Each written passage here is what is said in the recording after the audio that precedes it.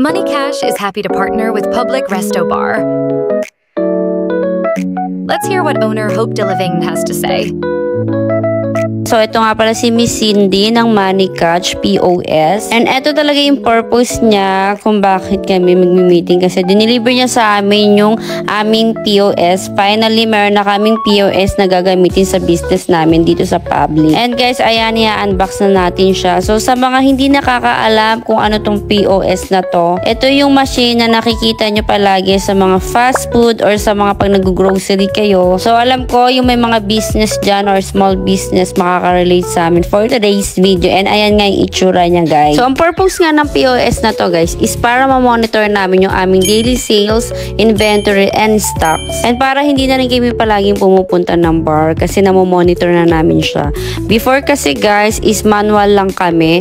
So, medyo mahirap siya lalo na kapag nag-i-start ka pa lang mag-business. Dito kasi sa POS, kompleto na siya. So, ayan nga si Miss Cindy, dinedemo niya na sa amin kung paano nga yung paggamit nitong POS na to, guys. So, ina-explain nga sa amin ni Miss Cindy kung ano yung mga features nung kinuha naming package. Yung package nga na kinuha namin is kasama na yung mga item encoding, online training with staff, kaya ayan, andyan si Miss Cindy para turuan niya kami. At syempre, pwede rin kayong magpa-customize, pwede rin kayong mag-request kung ano pa yung mga features na gusto nyo idagdag sa POS nyo. And wag din kayo mag-alala, guys, kasi BIR accredited na rin sila. Syempre, sa umpisa, guys, nakakalito talaga, kaya talagang inaral ko siya ng mabuti. Ako muna kasi dapat ang unang makaalam bago ko i-apply sa mga staff namin. So, ayan, dinedemo na nga sa amin ni Money Catch kung paano mag-take ng order, payment, at syempre yung mga may discount like senior, PWD. Anyway, meron nga pala akong ilang mga pinadagdag na features dito. Yung setup kasi ng software na to, guys, is naka